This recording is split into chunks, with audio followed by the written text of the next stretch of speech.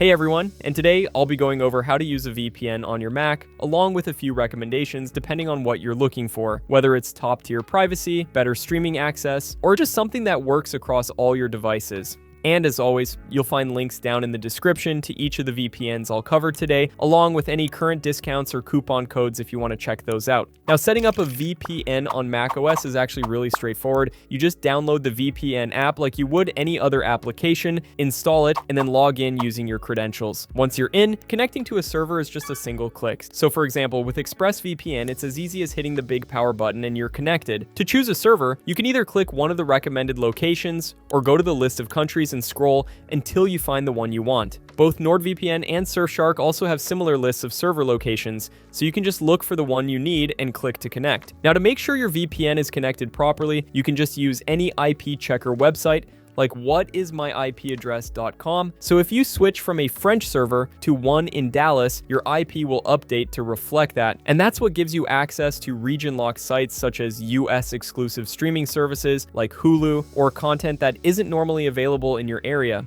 Now, once you're connected, there are a few settings worth checking out, especially if you want the best balance between speed and security. Most VPNs will automatically pick the fastest protocol for you, and that's usually the best way to go. But just to give you a quick overview, ExpressVPN uses Lightway, NordVPN uses NordLynx, and Surfshark uses WireGuard. All three are modern, lightweight, and optimized to give you high-speed connections without sacrificing privacy. So whether you're streaming, downloading, or just browsing around, you'll still get strong performance.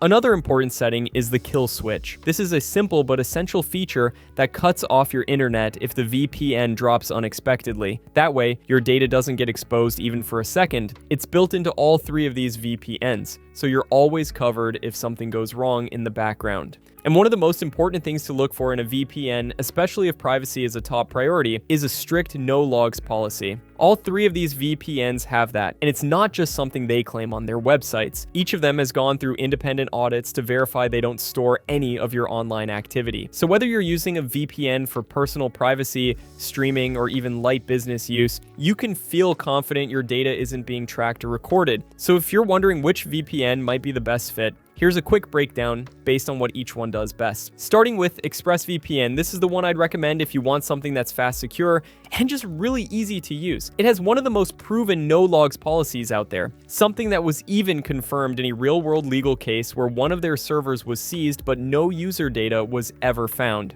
And with over 3,000 servers across more than 100 countries, you've got a lot of flexibility when it comes to picking a location.